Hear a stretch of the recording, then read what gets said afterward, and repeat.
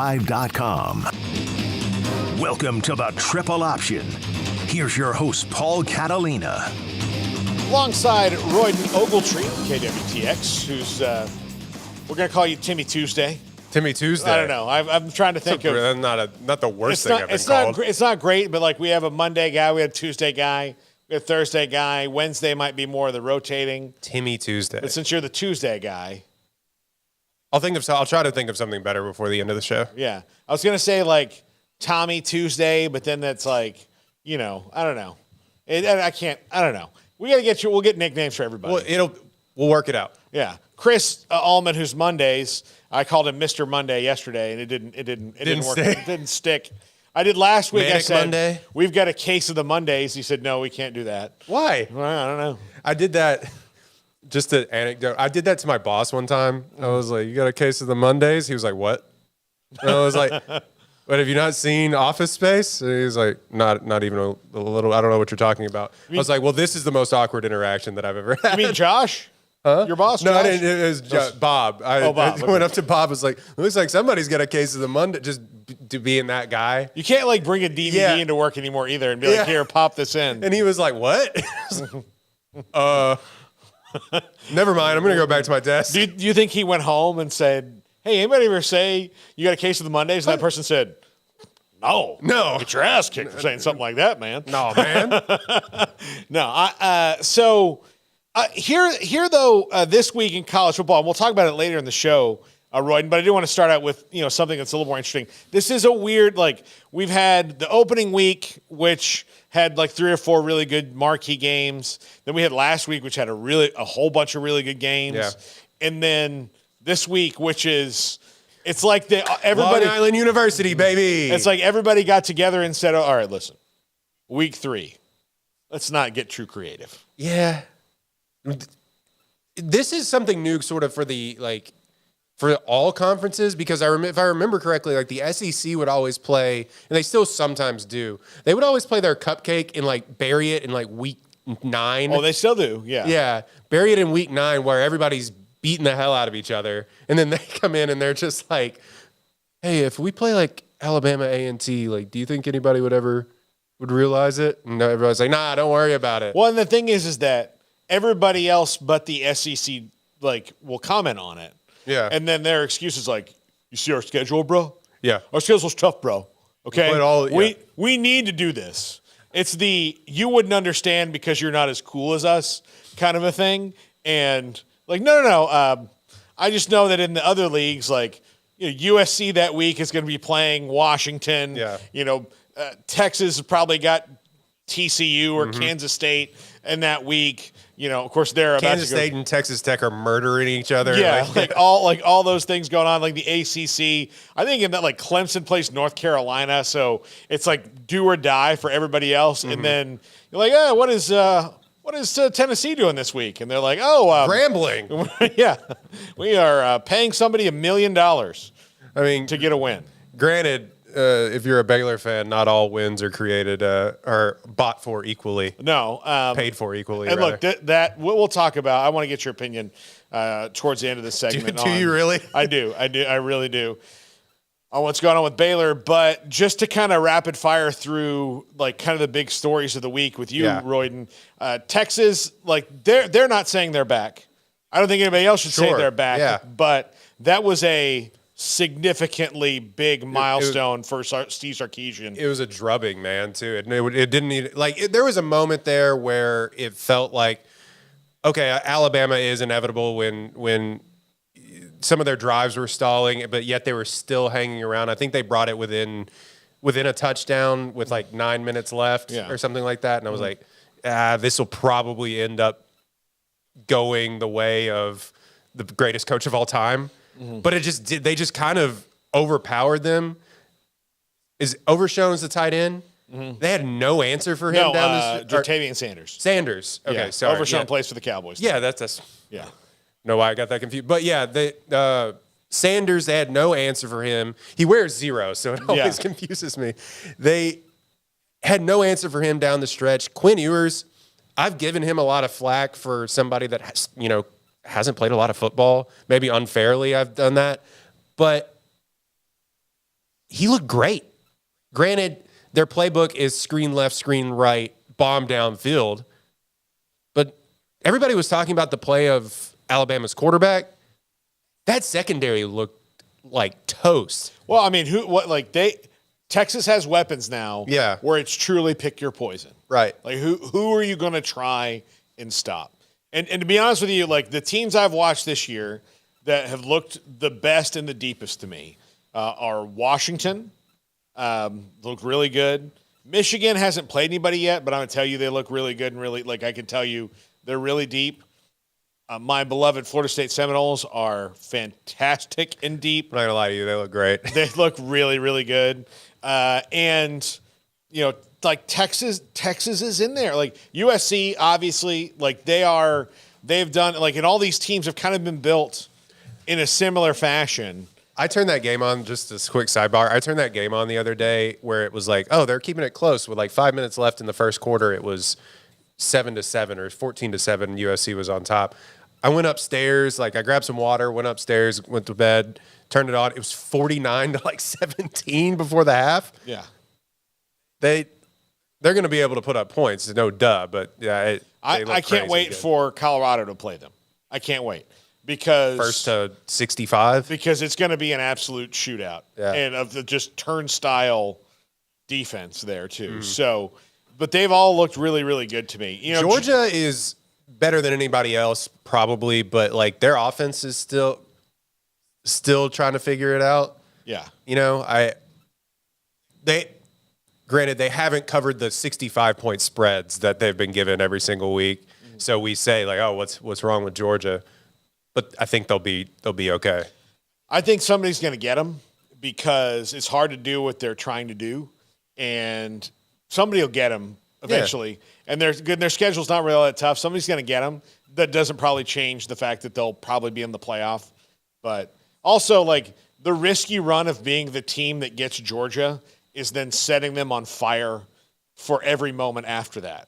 Of being that moment where Kirby Smart, who got a bunch of kids who clearly were very susceptible to propaganda last year. Nobody believes in you. Yeah. Nobody has ever believed in you. You're a 5-star prospect, but let me tell you, nobody's ever believed in you once. We are paying you 6 figures to be here. We paid more than everybody else because we set up this gigantic collective because we don't want to stop this. We're addicted now. Yeah. But believe me, nobody thinks you can do this. Yeah. Like, just reading the headlines, eating the trash. It's there's awesome. a difference between everybody thinks you can and no one wants you to. Right. Like there's the difference. Mm-hmm. Like nobody wants you to because college football fans are starved for variety. Right. And that's why they don't want you to, but. Well, it's the same thing with the Kansas City Chiefs in the NFL. Everyone could pick the Kansas City Chiefs, and they probably should. That is boring and bad. Like, can we all get past the thing where it's like, no, nobody believed in the Chiefs. Nobody believed in them. It's like we're creating a television show here. If everybody went chalk Georgia down the line, like. Yeah, exactly. We need better stuff. That's the point. All right. So this week we get to week 3, and it's just we don't know where a lot of people really are yet. You know, for example, LSU plays Mississippi State. That is a game I'm very curious about because I want to see how LSU responds 2 weeks after they were very disappointed in the way they played in the second half against Florida State, and Florida State ran past them. Yeah. Well, they also had no interest in like protecting Jaden Daniels at all. So. Mississippi State is 2-0, and I don't know if that's fool's gold or anything yet, but they have a quarterback in Will Rogers who's pretty good. They can make things happen, but I'm interested to see those 1-1 teams here in week 3 and what they do if they're not playing the cupcake. You know, Clemson got to 1-1, but they played Charleston Southern. It was a close game, actually, for a half. But yeah, and I think Dabo went in and peeled the paint off the walls. But probably about time to. And those interest me this week. Look, Pitt 1-1 versus West Virginia, who is 1-1 themselves, but 1 to Duquesne win and 1 pretty bad loss to Penn State that they were never in that game.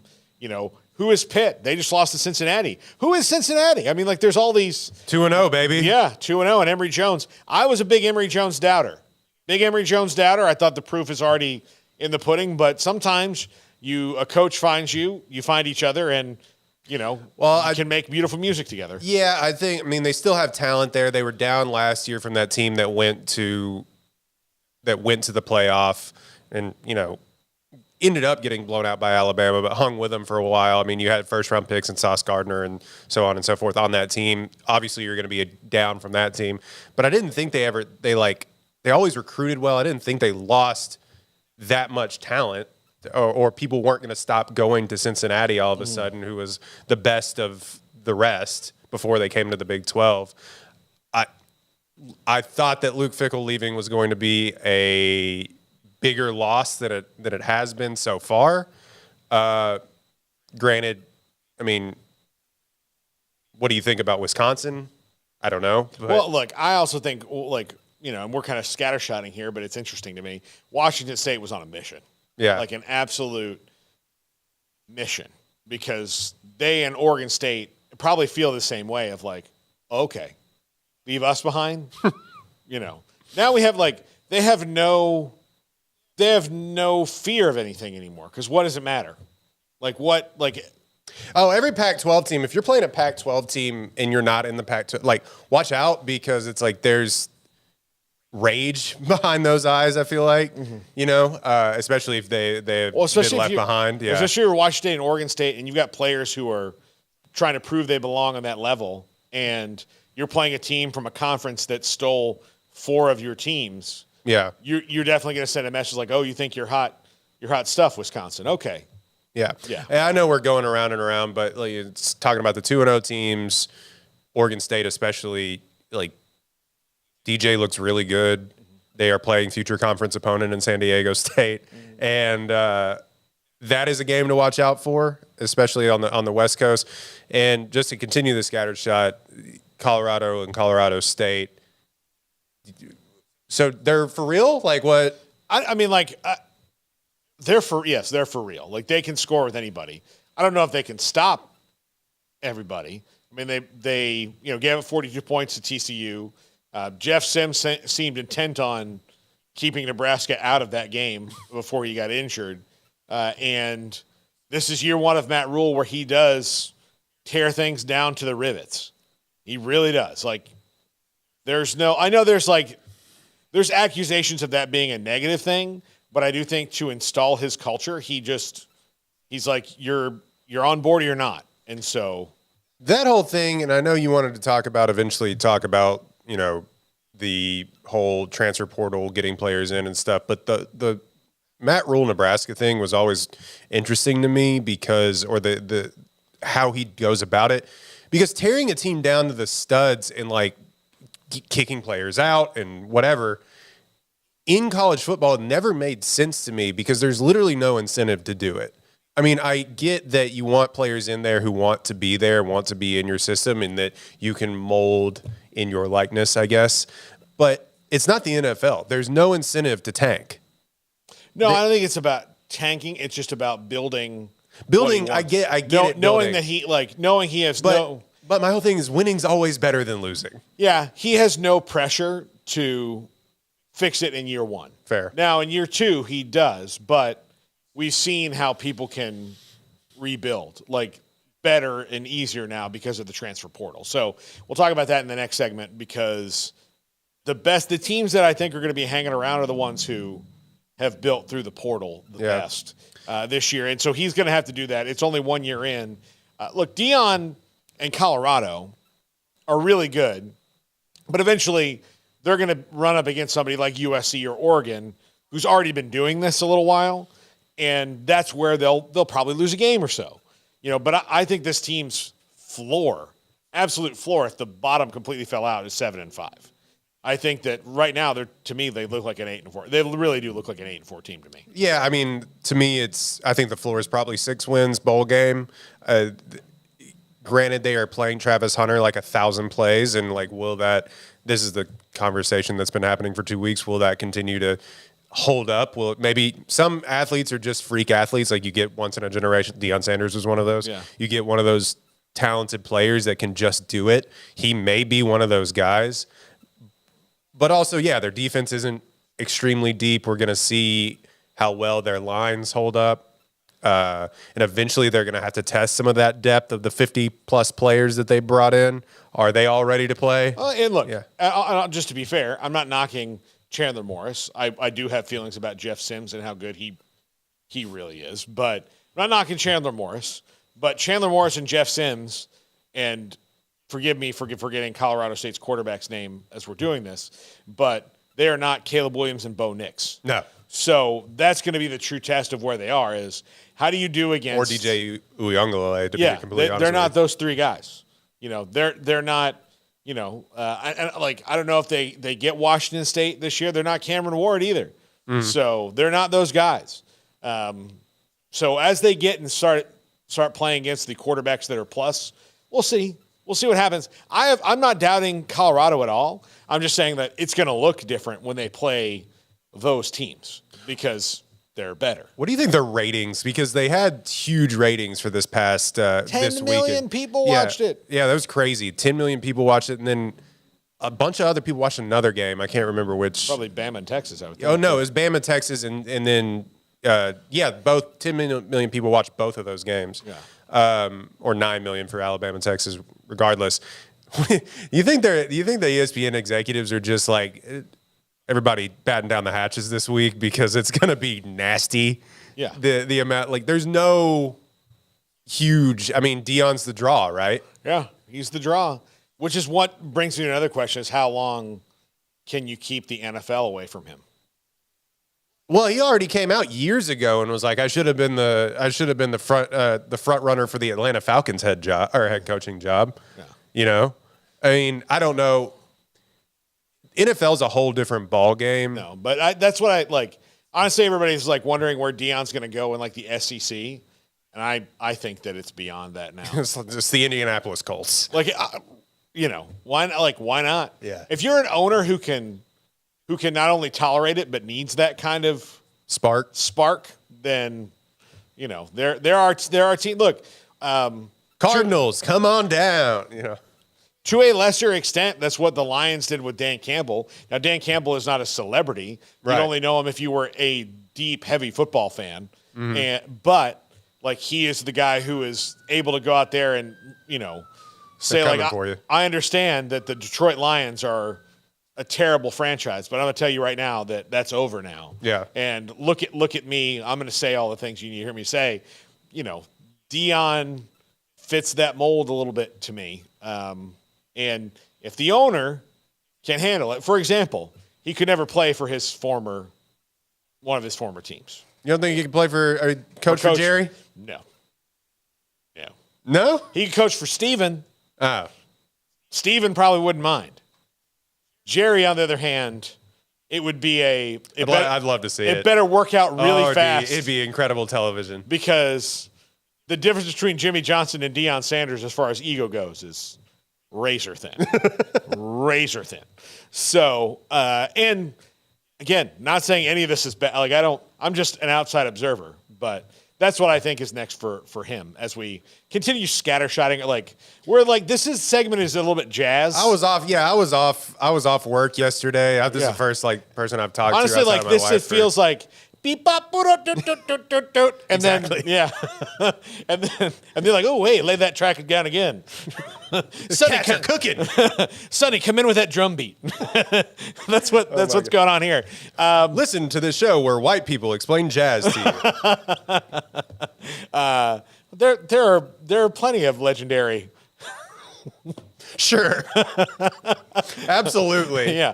All right. When we come back. Call this La La Land because white people are explaining jazz. How teams are building to the transfer portal, right, and how that changes how we have to assess teams and their ability to compete right now, because we're about 3 years into this thing, and I think it started to flip on its ear a little bit. Yeah. As where you can't just say, well, this team has the most 5 stars, because some of those guys have already walked out the door.